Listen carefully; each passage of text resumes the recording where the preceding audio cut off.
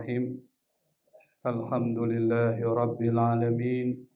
Allahumma salli wa sallim ala Sayyidina Muhammadin al-Fatihi lima ughliq wal khatimi lima sabaq nasiril haqqi bil haqq wal hadi ila siratikal mustaqim wa ala alihi wa ashabihi haqqa qadrihi wa miqdarihi al-azim.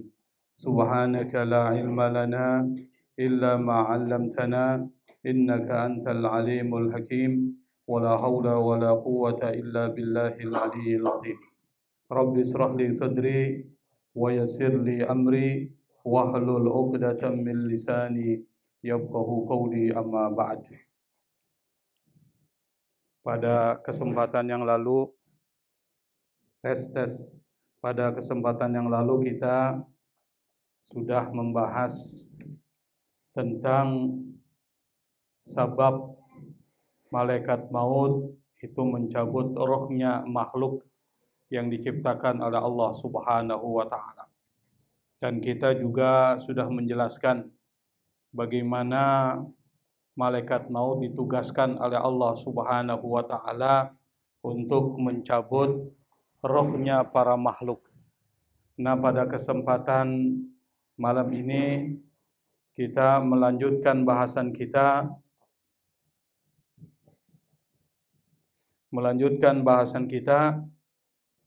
tentang ruh. Apabila dicabut itu, maka pandangan orang yang ruhnya dicabut mengikuti ruh tersebut.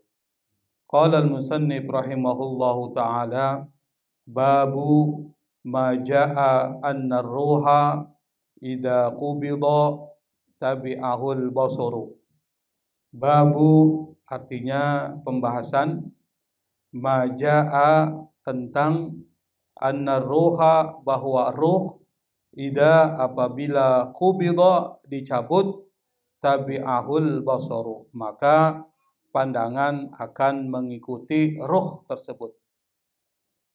Wa ma jaa dan tentang, fi tazawuril amwati tentang orang-orang yang sudah meninggal dunia itu rohnya saling berziarah, saling mengunjungi. Di mana? Fi kuburihim, di kubur mereka. Wastihsanil kafni dan pembahasan tentang memperbagus kafan bagi orang yang telah meninggal dunia. Jadi pembahasan kita ini dibagi kepada 3 bagian.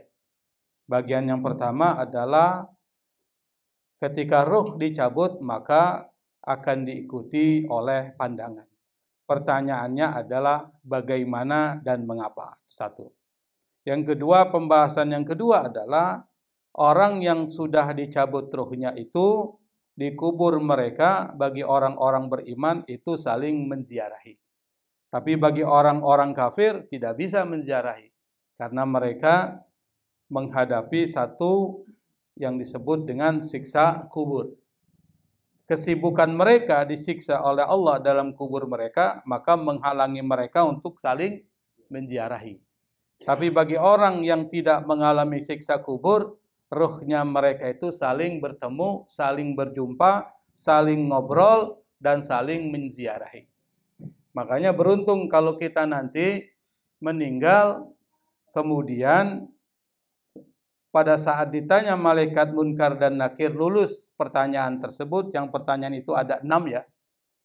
Setelah lulus, maka ruh kita nggak sibuk mengalami siksaan, tetapi ruh kita itu berada di satu tempat, namanya Darul Bayda. Yang di dalam tempat itu kita saling menziarahi di kubur kita. Jadi saling bertemu, saling menziarahi. Pertanyaannya, apa yang mereka lakukan? Apakah mereka ngopi-ngopi? Nah, itu nggak tahu saya. Mungkin nggak ada yang jualan kopi di sana kan. Nah, kita akan bahas ini. Rawa Muslimun, Imam Muslim, seorang kolektor hadis terkemuka di dalam tradisi Ahlussunnah wal Jamaah, dan riwayat dia adalah riwayat yang sahih, yang pasti diterima oleh masyarakat muslim Ahlussunnah wal Jamaah. Yang pertama meriwayatkan Muslim. Wa Ibnu Majah. Yang kedua yang meriwayatkan hadis ini adalah Ibnu Majah.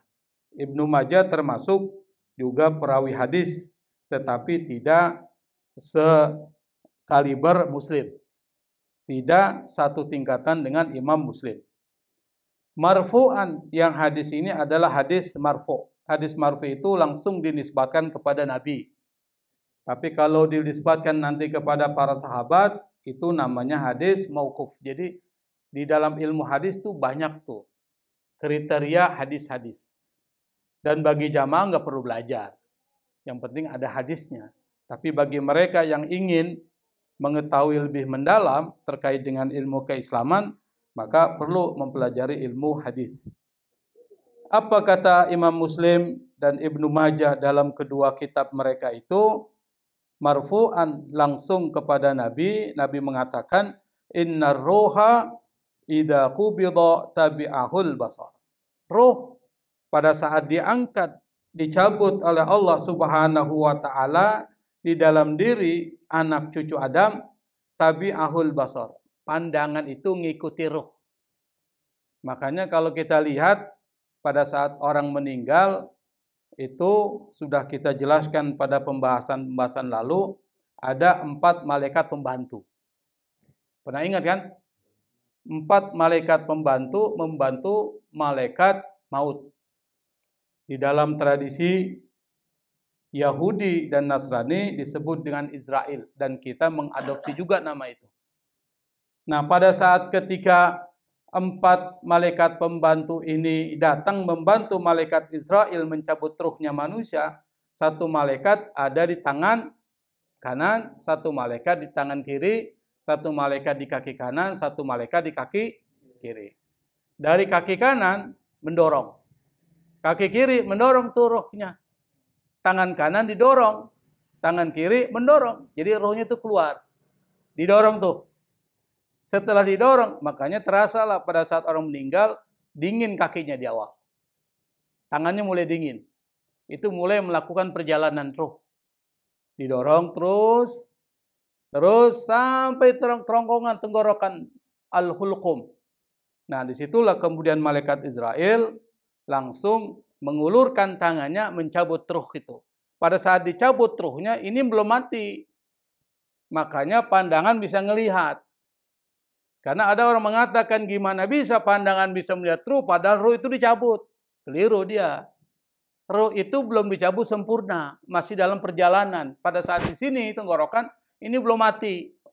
Nah, pada saat dicabut tuh selesai dicabut baru dia mati, pandangannya nggak bisa ngelihat.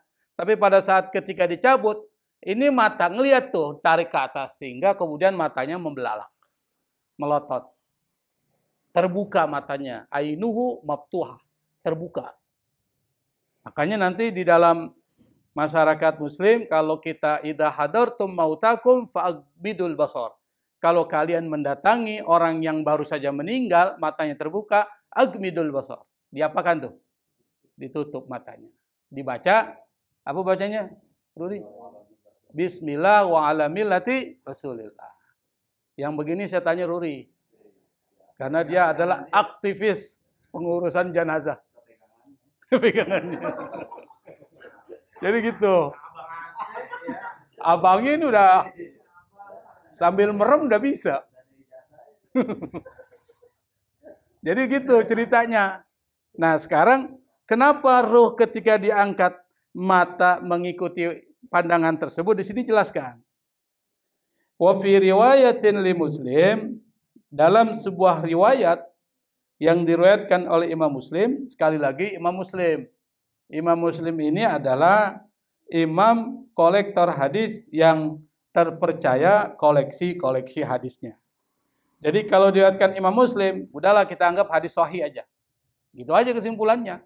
Nggak usah kita pelajari sanadnya gimana nih, nggak usah. Kalau yang riwayatin Muslim, kita bilang hadis sahih. Kalau Bukhari hadis sahih aja. Karena mereka sudah bekerja maksimal, kita hanya menikmati hasil saja. Kecuali bagi yang ingin meneliti rangkaian sanad perawi hadis, silakan. Seperti Habib Abdurrahman Segaf itu, dia memang belajarnya hadis. Makanya kalau dia ceramah itu pakai an-annya tuh panjang tuh. Kenapa? Karena memang belajarnya itu.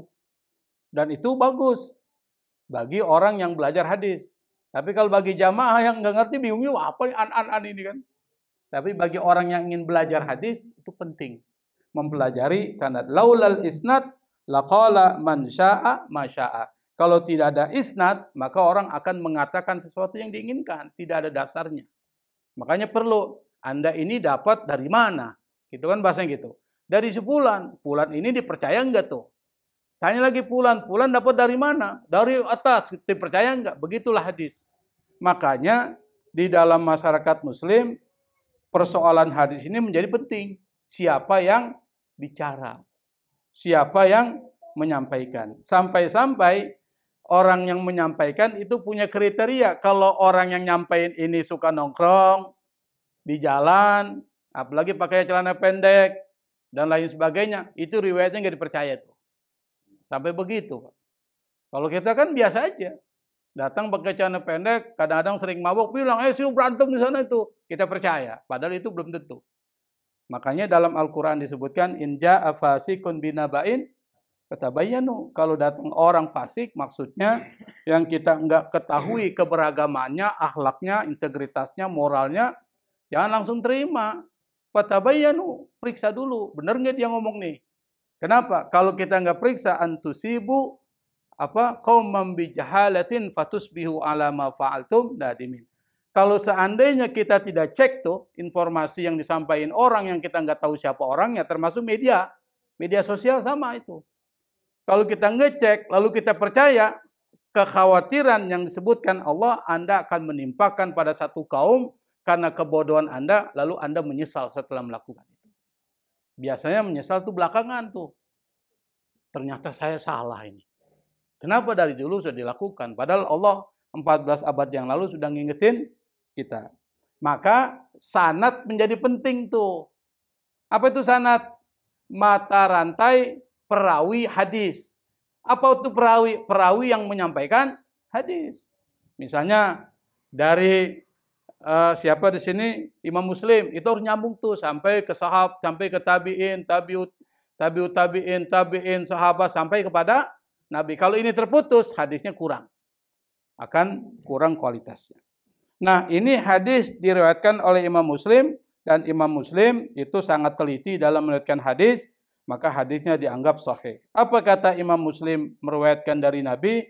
Innal insana, sesungguhnya manusia, idza mata, apabila mati, sakhasa basaruhu. Sakhasa itu artinya syakko itu artinya terbuka, membelalak. Itu sakhoso. Di dalam Al-Quran tuh ada tuh. Apa itu? Innama yuakhiruhum liyaumin taskhosu fihil absar. Itu adalah surat Ibrahim kalau nggak salah. Nanti di akhirat itu mata, itu kan akan ditakhirkan, akan ditangguhkan pada hari di mana mata taskhos. Itu membelalak tuh, ngelihat apa? Ngelihat neraka jahanam. Karena ketakutan. Maka menggunakan kata sakhoso. Sakhoso ketemu basor itu artinya matanya, pandangannya terbuka, membelalak. Ini Nabi yang bilang. Dan ini terjadi. Kalau orang itu meninggal, maka pandangannya, matanya akan terbuka, melotot, membelalak. Maksudnya terbuka. Wa fis sahihi, dalam kitab sahih Bukhari, Sahih Bukhari ini disebutkan apa?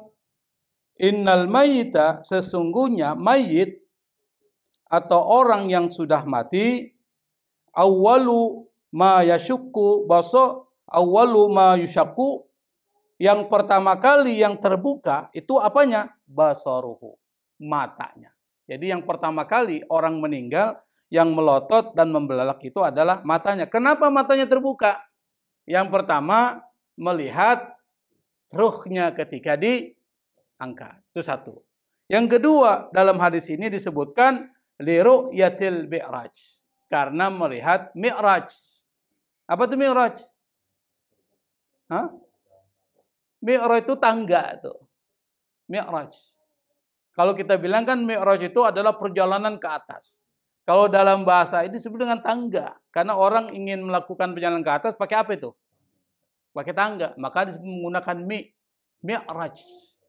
Sama dengan orang kalau membuka rumah pakai apa namanya? Kunci. Kunci bahasa Arab? Miftah atau mi. Terus apa lagi? Anda mau mengambil air di sumur atau di kolam menggunakan apa namanya sih? Gayung. Bahasa Arab mengambil air namanya gharafa. Alat untuk mengambil air namanya migrab. Bahasa Arab gampang kan? Membuka, fataha, alat untuk membuka miftah. Apa lagi? Hah? Alat untuk naik ke atas, bahasa Arab araja itu naik ke atas tuh. Maka alatnya disebut dengan mi'raj. Maka disebut di sini liru'yatil mi'raj, untuk melihat mi'raj, tangga. Apa tuh mi'raj?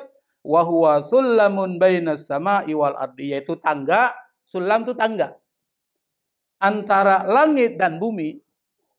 Jadi pada saat ketika orang meninggal, dia melihat mi'raj itu. Apa itu mi'raj? Tangga. Tangga apa? Tangga antara langit dan bumi. Seperti apa tangga itu? Nabi mengatakan wa huwa min zamradatin khadra, yaitu terbuat dari batu zamrud berwarna hijau. Zamrud itu batu yang sangat indah dan dia berwarna hijau, hijaunya sangat hijau. Anda pernah lihat batu yang indah dan berwarna hijau? Namanya itu zamrud. Kalau di sini batu hijau yang sangat indah itu dari bacan. Dari bacan. Apa? Bacan di mana? Ternate. Maka disebut dengan bacan. Batu bacan. Warna hijau.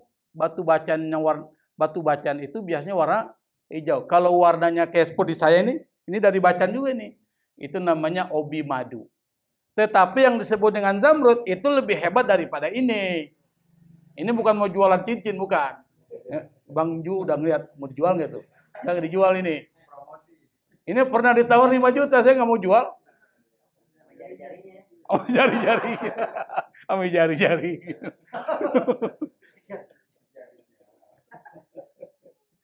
Karena susah nyarinya kan?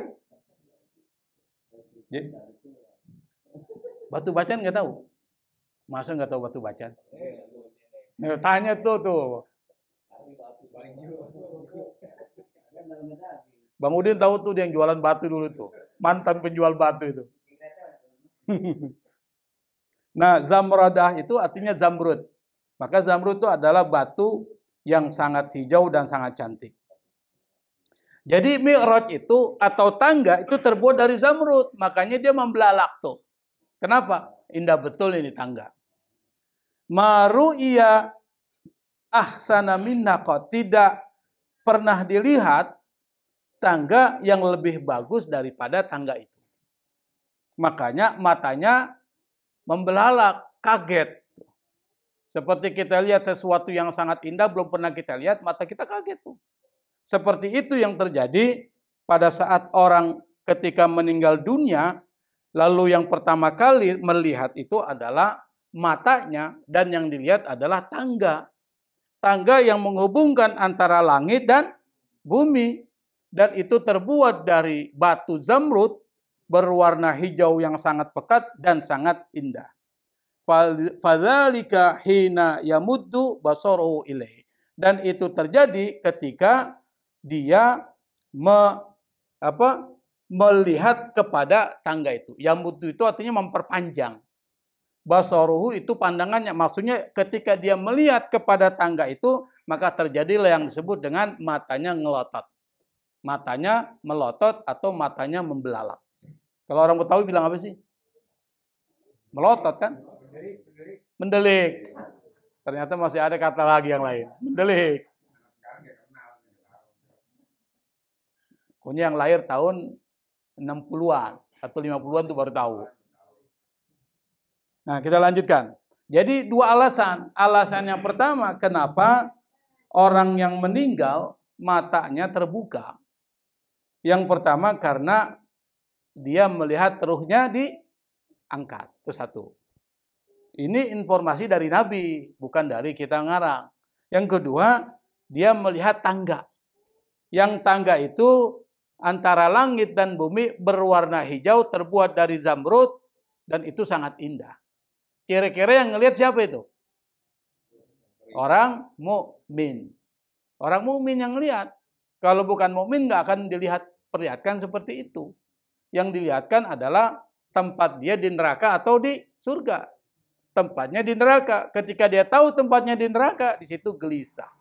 Maka orang-orang yang pada saat meninggal gelisah, itu dia dikasih lihat tempatnya itu. Gelisah dia. Takut mati itu. Kenapa? Karena tempatnya sudah kelihatan itu. Belum masuk, udah dikasih lihat. Itu baru dikasih lihat. Apalagi kalau sudah masuk. Tapi kalau orang beriman, dikasih lihat surga tuh. Tempatnya itu tadi. Ada mi'raj jalan itu, kemudian dilihat surga. Kira-kira senang nggak tuh? Tempatmu di sini nih. Senang. Makanya ada cerita itu. Pada saat ketika dia sakarat, dikasih lihat tempatnya. Menyesal dia. Kenapa dulu enggak tambah panjang? Istrinya cerita ke Nabi. Dia ngucapin 3 kalimat. Kenapa tidak panjang? Kenapa tidak banyak? Kenapa tidak yang baru? Lalu Nabi jelasin. Orang itu pernah ketemu dengan si A. Yang kasih tahu Allah. Yang dia bantu, dia anterin, tetapi jaraknya nggak panjang. Dibilang, kenapa nggak lebih jauh? Yang kedua, dia minta bantuan baju. Dikasih. Tapi dikasih baju yang dia pakai, yang bekas. Dia bilang tuh pada saat ketika dia meninggal, kenapa bukan yang baru? Dan seterusnya. Artinya apa? Dia nyesal. Kalau seandainya dia kasih yang baru, dia kasih yang banyak, lalu kemudian dia antar sampai ke tempat yang jauh, maka dia akan mendapatkan pahala yang sangat besar. Kenapa? Karena udah dikasih lihat, ternyata tempatnya di sini. Kalau dia lebih dari ini, bakal lebih bagus lagi. Bahasanya seperti itu. Nah, kalau kita tahu seperti itu, dari sekarang udah beramal. Perbanyak amal kita. Sedikit pun kebaikan yang kita lakukan, itu bisa memberikan manfaat. Itu yang pertama. Yang kedua, rawa Muslim marfu'an, Imam Muslim meriwayatkan secara marfu, maksudnya sampai kepada Nabi, anna Rasulullah sallallahu alaihi wasallam qala, Rasulullah bersabda, idza kaffana ahadukum akhahu falyuhsin kafanahu. Kata Nabi, apabila salah seorang mengkafani saudaranya, maka hendaklah dia falyuhsin. Dari kata hasan. Apa itu? Memperbagus. Memperbagus apa? Kafannya. Jadi kalau ada orang meninggal, kasih kafan yang paling bagus. Lalu kemudian Nabi pernah mengatakan, dan perkataan Nabi diriwayatkan oleh Abu Hatim Al-Hafiz. Al-Hafiznya adalah orang yang ahli hadis ya. Bukan dia hafal hadis, tapi hadis sampai ratusan ribu hadis dia hafal dengan sanad-sanadnya. Itu disebut dengan Al-Hafiz. Bukan hafidul Quran, beda ini. Kalau di dalam bahasa Arab itu bukan hafidul Quran, hamilul Quran. Tapi kalau hadis disebut dengan Al-Hafiz.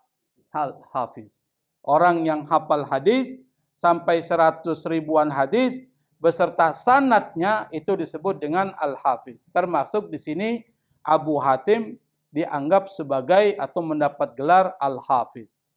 Dia meriwayatkan hadis marfu kepada Nabi. Nabi mengatakan, ahsinu akfana mautakum fa innahum yatabahuna wa yatazawaruna fi kuburihim. Kata Nabi, ahsinu, perbagus. Perbagus apa? Akfana, kain kafan. Kafan jamaknya akfan. Mautakum, orang yang meninggal di antara kalian. Ini perintah Nabi. Kenapa harus kasih yang bagus? Pasti ada alasannya.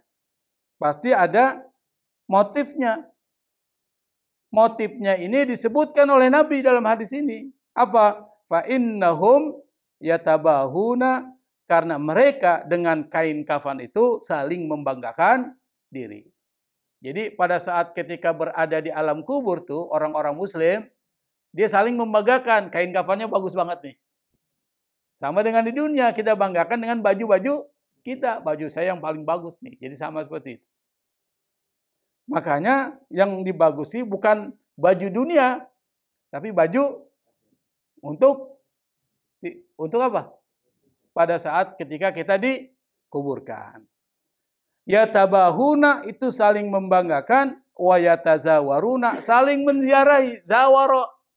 Dari kata itu muncul kata zaro, yazuru, ziarah. Itu menziarahi. Tapi kalau saling menziarahi, tazawaro, yatazawaru. Itu saling menziarahi. Berarti ada dua pihak. Yang menziarahi, yang diziarahi. Yang diziarahi, menziarahi, yang diziarahi. Jadi gitu. Saling menziarahi. Sama dengan perkataan apa? Misalnya, saling memukul, doroba memukul, saling memukul, yatadarabun, saling memukul. Saling menziarahi, yatazawarun. Menziarahi di mana? Fi kuburihim, di kubur mereka. Jadi di kubur-kubur nanti kita saling menziarahi. Bagi siapa? Orang yang selamat dengan 6 pertanyaan yang diajukan Munkar dan Nakir, maka disitulah letak kebahagiaan.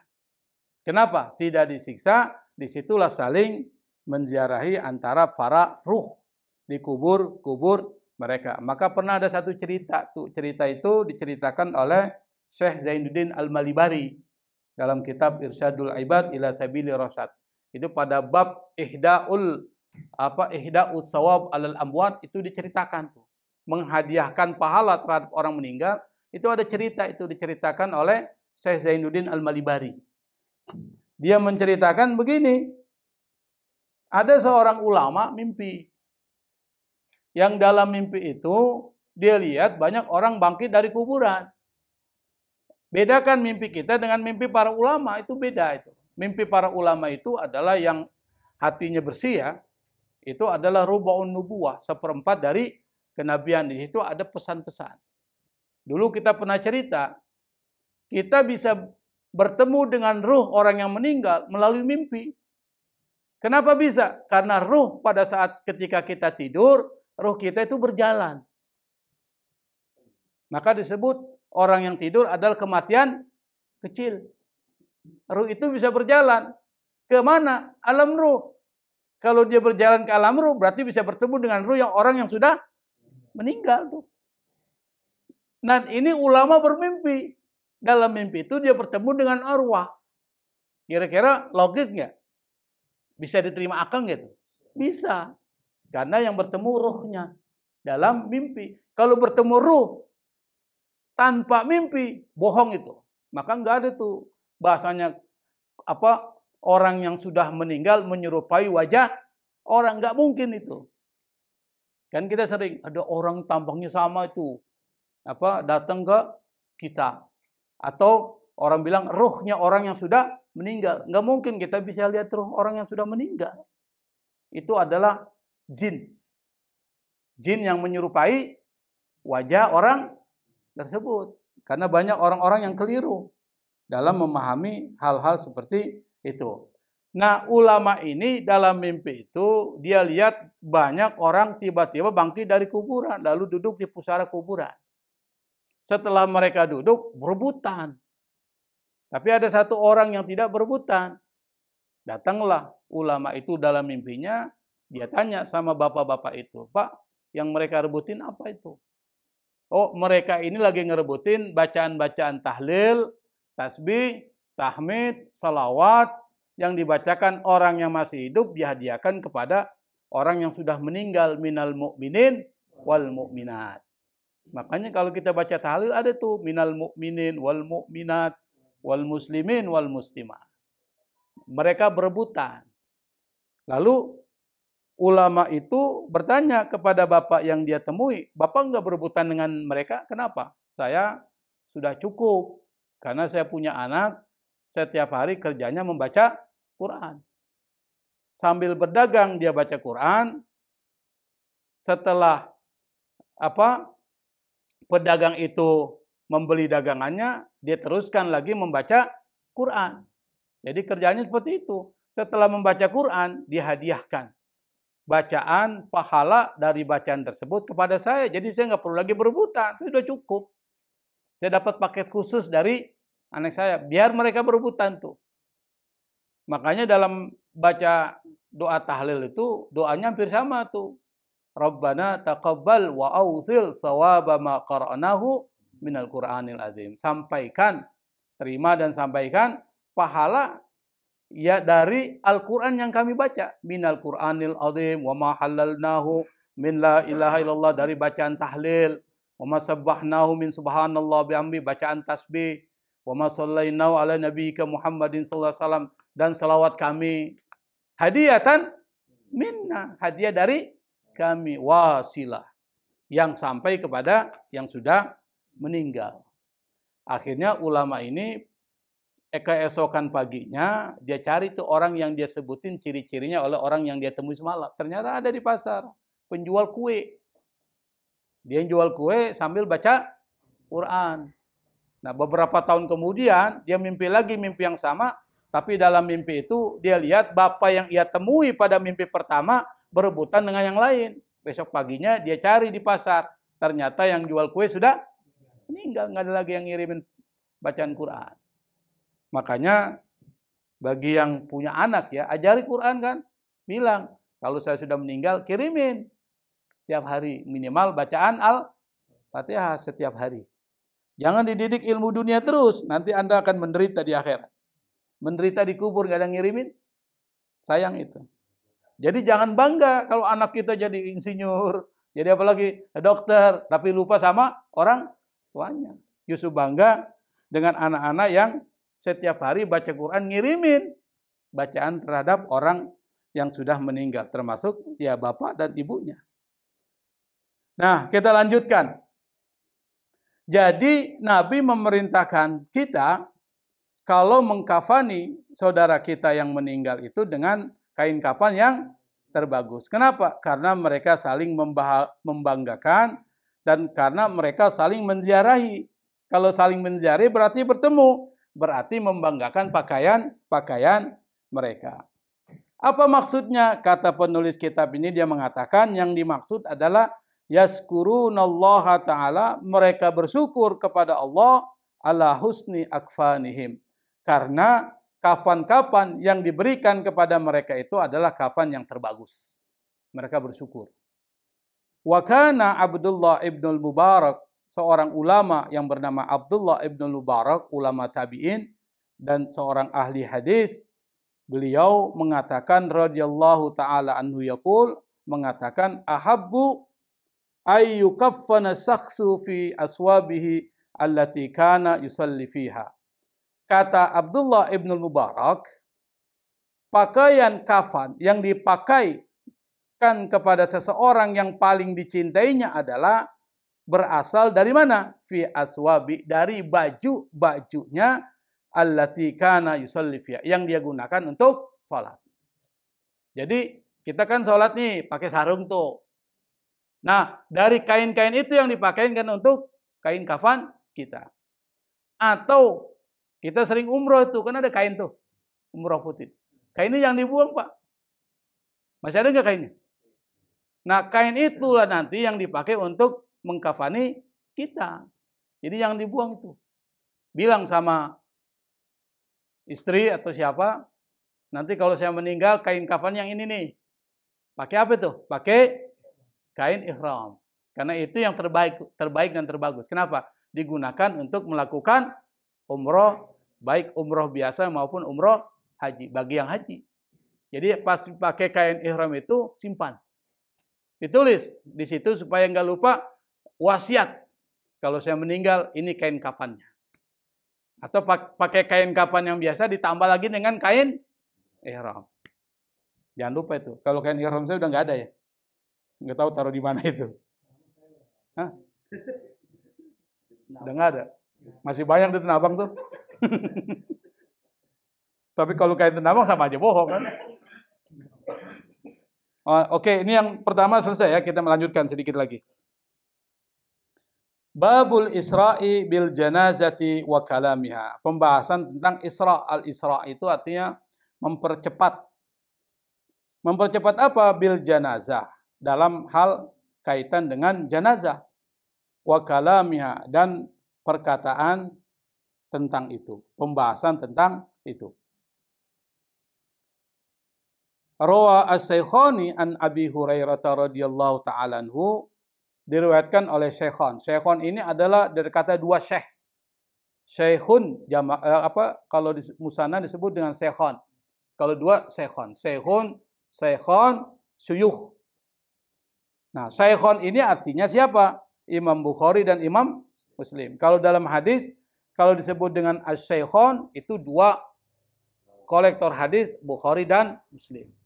Tapi kalau dalam fikih lain lagi tuh. Yang disebut dengan Syekhon dalam fikih mazhab Syafi'i adalah Imam Nawawi dan Imam satu lagi siapa, Ibnu Hajar atau siapa, lupa saya. Tapi dia dianggap Syekhon fil fikih mazhab Imam Syafi'i. Nah, di sini dalam hadis disebut dengan Syekhon adalah Imam Bukhari dan Imam Muslim meriwayatkan dari siapa?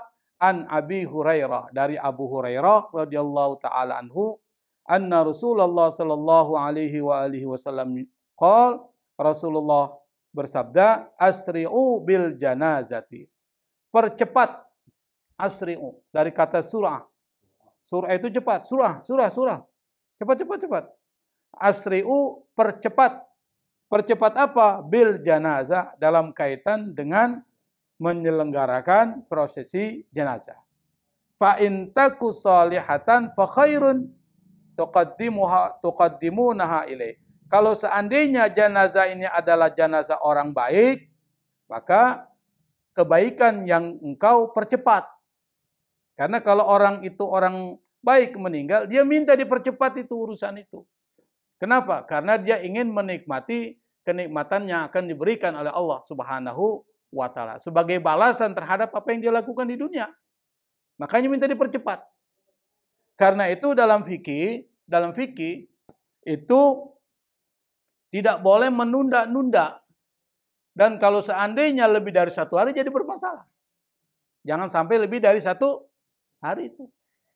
Misalnya apa? Dia meninggal pagi, kalau bisa zuhur udah dikuburin. Jangan nunggu besok lagi.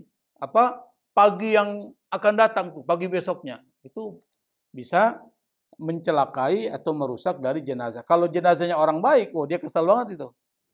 Wa intaku siwadhalika, kalau seandainya jenazah itu adalah jenazah orang yang tidak baik, siwadhalika, selain orang yang soleh, fasyarrun tada'unahu an riqabikum, maka itu adalah keburukan yang engkau letakkan atau yang engkau hilangkan dari leher-leher kamu. Artinya apa? Kalau seandainya yang meninggal itu adalah orang yang buruk, percepat juga. Karena dengan mempercepat itu berarti Anda menghilangkan beban Anda. Maksudnya seperti itu. Tapi nanti orang yang tidak soleh, itu malah minta diperlama, jangan dipercepat. Kenapa? Takut dia ketika sudah masuk ke dalam kubur, takut akan menerima siksa kubur. Nanti diceritakan di sini.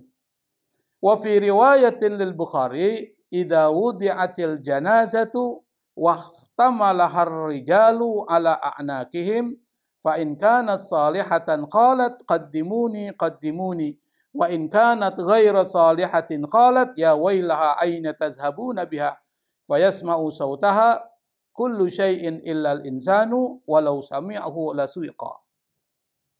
Kata Nabi berdasarkan riwayat dari Imam Bukhari, ini hadisnya adalah hadis-hadis sahih ya, di sini disebutkan, idza wudi'atil janazatu, apabila jenazah itu telah diletakkan, wahtamalaha ar-rijalu ala a'naqihim, dan jenazah itu kemudian diangkat oleh banyak orang di leher-leher mereka, maksudnya sudah diusung di sini mau diangkat nih.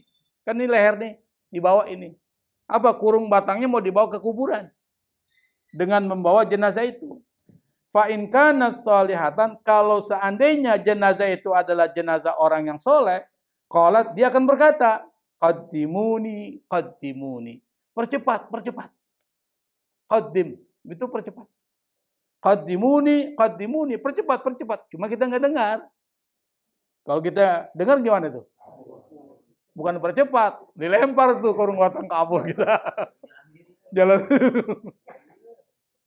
Kita nggak dengar untungnya kan. Wa in kanat ghaira salihatin qalat. Dan jika jenazah itu ghaira salihah, tidak soleh, dia akan berkata, ya wailaha aina tazhabuna biha. Celaka saya. Mau kau bawa kemana saya ini? Tuh maksudnya gitu. Aina tazhabuna biha. Maksudnya engkau membawa jenazahku ini kemana? Fayasma'u sautaha kullu syai'in. Semua dengar perkataan orang itu. Illal insan. Kecuali manusia. Jadi yang dengar apa? Semut juga dengar itu. Semua binatang itu dengar kalau dia ngomong.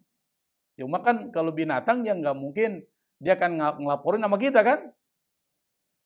Semua dengar kecuali manusia. Orang-orang yang ada sekitarnya nggak dengar. Walau sami'ahu, kalau seandainya dia dengar, la su'iqo.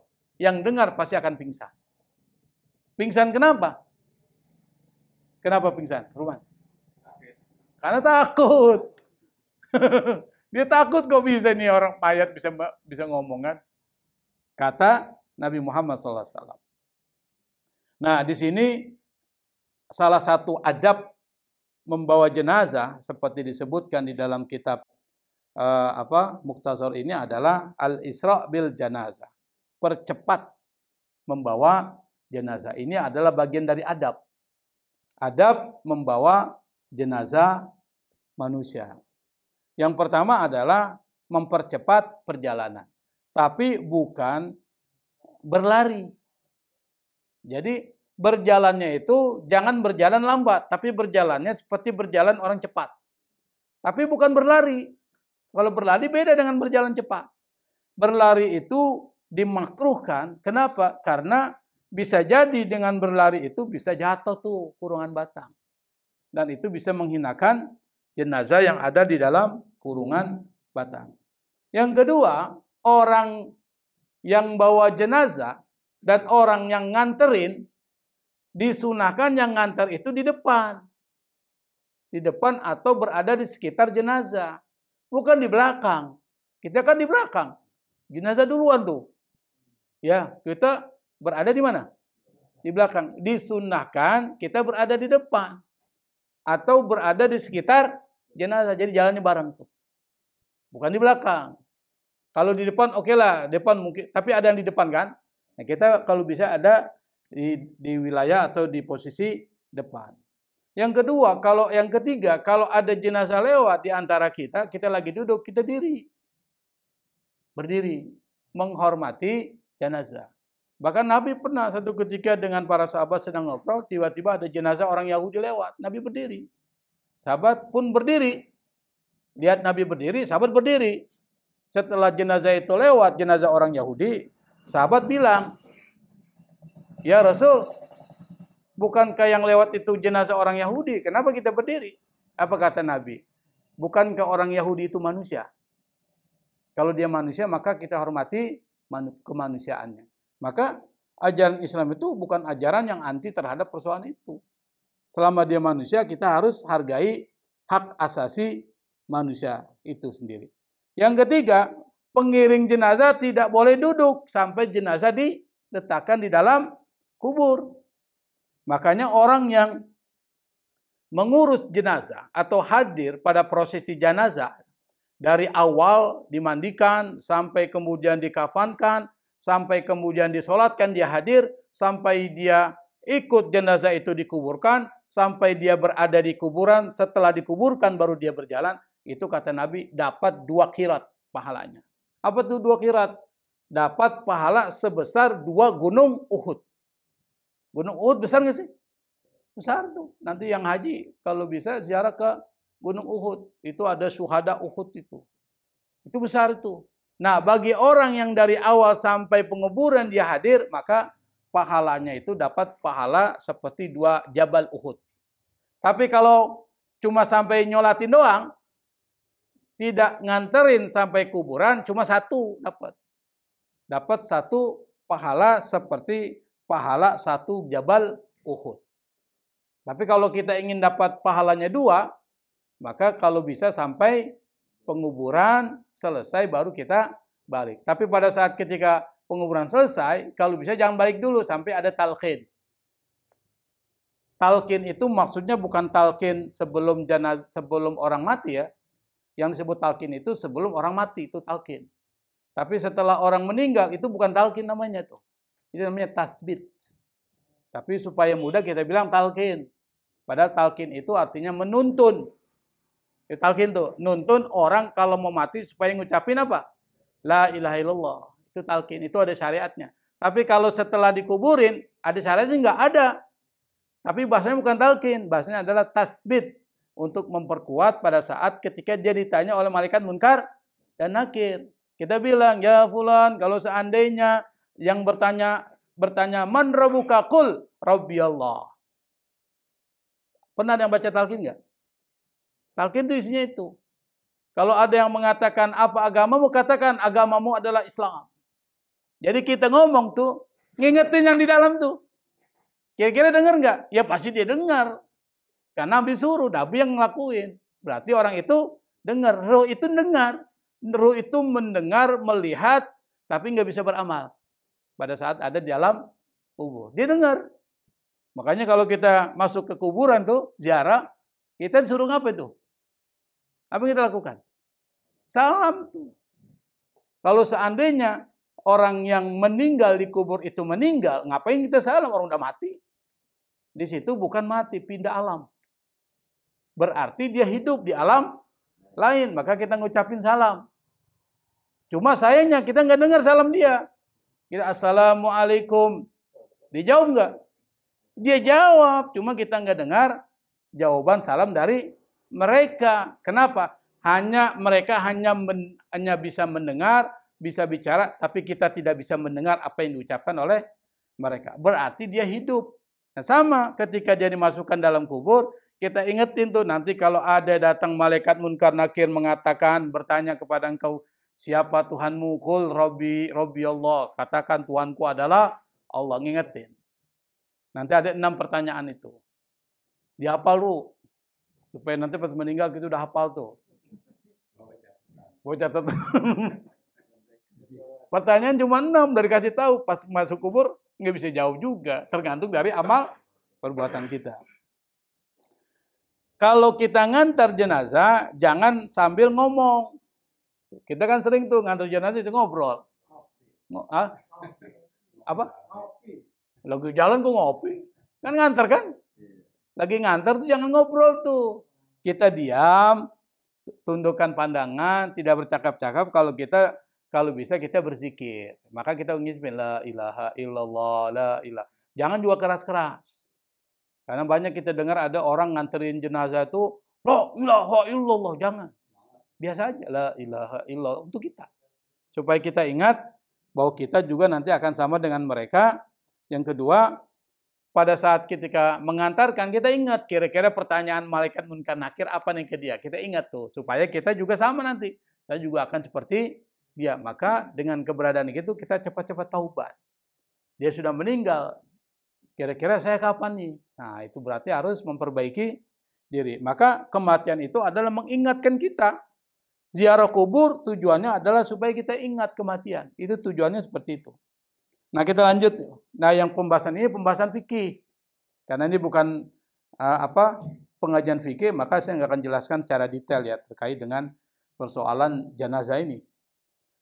Qala al-ulama radhiyallahu ta'ala anhum, berkata para ulama, wal muradu bil isra'i bil janazah, yang dimaksud dengan mempercepat urusan jenazah itu adalah ma ya'ummu ghaslatu, sesuatu yang mencakup apa? Ghaslaha, memandikan, wa takfinaha, mengkafani, wa hamlaha, mengantar tuh. Hamlah itu memikul tuh. Wal masyama'a, memikul dan mengantarkan jenazah, masyan dunal khabab, dengan perjalanan tanpa berlari. Khabab itu lari. Jadi ngantarnya itu tidak lambat tapi tidak berlari, tapi bersegera. Bagaimana bahasanya? Jalan cepat. Jangan diam, jangan gini-gini nih. Kayak unta jangan, tapi kita cepat. Tapi jangan juga berlari. Kenapa? Fa innahu yukrahul isra'u alladhi yashukku ala dha'afati may yatba'uha. Dimakruhkan, karena dimakruhkan apa? Al-isra'u, mempercepat dengan kecepatan, alladzi yashukku ala dha'afati may yatba'uha atau may yattabi'uha, terhadap orang yang lemah untuk ngikuti. Kalau dia cepat nih, di belakang orang usianya udah 80 tahun. Kira-kira bisa nggak ngikutin tuh? Nggak bisa. Makanya harus jangan terlalu cepat. Tapi jangan terlalu lambat. Tapi perjalanannya itu mendekati perjalanan yang segera. Segera itu tidak berlari, tapi tidak juga lambat. Hah? Naik motor. Wa kana Ibrahim An-Nakhai radhiyallahu ta'ala anhu, seorang ulama yang bernama Ibrahim An-Nakhai, ini adalah seorang ulama tabi'in ya. Seorang ulama ahli ibadah, puasa Nabi Daud nggak pernah putus, sholat malam nggak pernah lepas. Bayangkan ulama besar, itu ibadahnya luar biasa. Puasa Nabi Daud, sholatnya sholat malam nggak pernah putus. Dan dia adalah seorang yang sangat berilmu, ahli hadis, ahli fikih, Ibrahim An-Nakhai ini. Dia mengatakan, yamsuna biha qalilan sajiyatal ada. Maksudnya adalah dia membawa jenazah, mereka bawa jenazah itu qalilan sajiyatal ada. Dengan perjalanan seperti perjalanan orang biasa. Orang normal itu kan jalannya nggak lambat, nggak cepat. Tapi kalau orang yang tidak normal, maksudnya yang sudah tua, itu jalannya lambat. Tapi kalau orang normal kayak gitu jalannya cepat. Seperti itulah perjalanannya. Tidak juga cepat, seperti orang kebiasaan. Wala yadibuna biha dabibal yahud wan nasara. Tidak juga merangkak. Dabba yadibu itu merangkak tuh. Jalan merangkak itu seperti anak. Jangan juga gitu. Kalau merangkak lambat nggak tuh? Lambat. Seperti merangkaknya orang Yahudi dan orang Nasrani. Berarti orang Yahudi dan orang Nasrani kalau bawa jenazah, jenazahnya nggak kasih cepat. Lambat. Tapi belum pernah saya lihat kan. Wa kana sahabatu radhiyallahu ta'ala anhum, para sahabat radhiyallahu ta'ala anhum, yakrahunal ibta. Membenci membawa jenazah dalam keadaan ibta, lambat. Itu dibenci oleh para sahabat. Wa yuhibbunal ajala, dan mereka lebih menyukai membawa jenazah itu dalam keadaan tergesa-gesa. Tapi tidak berlari, tergesa-gesa, ajalah. Maksudnya apa? Tidak lambat, tapi tidak juga berlari. Nah, dari pesan ini bisa kita simpulkan, yang pertama terkait dengan persoalan roh, bahwa roh itu adalah makhluk yang diabadikan oleh Allah Subhanahu wa ta'ala, dan dia abadi, kekal, tetapi kekalnya bukan kekal karena dirinya kekal. Sama dengan surga. Ada orang mengatakan surga ini kan makhluk, berarti tidak ada yang kekal selain Allah. Makhluk akan fana. Ya, menurut dia. Tetapi ingat, surga itu kekal bukan karena dirinya kekal. Tapi dia kekal, dikekalkan oleh Allah Subhanahu wa ta'ala. Kekalnya surga beda dengan kekalnya Allah. Itu perlu dipahami. Itulah Ahlussunnah wal Jamaah. Ada banyak orang mengkritik. Ruh sama. Kekalnya ruh bukan karena ruh itu kekal dengan sendirinya. Tetapi Allah menjadikan dia kekal. Kenapa? Karena ketika orang mati, ruhnya nggak mati. Ruhnya itu dicabut. Berarti dia tinggal di alam ruh. Nanti pada saat ketika hari kebangkitan, ruh dan jasad dikembalikan ulang. Maka nanti yang disiksa di akhirat adalah ruh wal jasad. Bukan cuma ruh doang, tapi ruh dan jasad. Kalau di alam arwah yang disiksa siapa? Ruh. Kalau di dunia yang tersiksa siapa? Jasad. Anda lapar. Yang tersisa ruh atau jasad Anda? Jasad. Maka di dunia ini namanya alam jasad. Nanti di kubur alam ruh. Nanti di akhirat alam ruh wal jasad. Dikembalikan lagi. Saya pikir itu, wallahu musta'an, wal afwa minkum, wassalamualaikum warahmatullahi wabarakatuh.